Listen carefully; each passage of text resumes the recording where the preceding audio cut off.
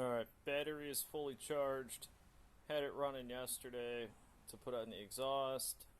Haven't had any issues starting it up prior. But now, the first time I went to start it up, it turned over but did not start. I went to start it up again. I have lights, fuel pump comes on. I can hear it priming. But when I go to start it,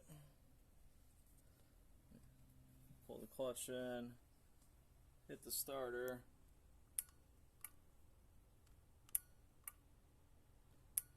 The front light dims. Nothing happens. Any ideas?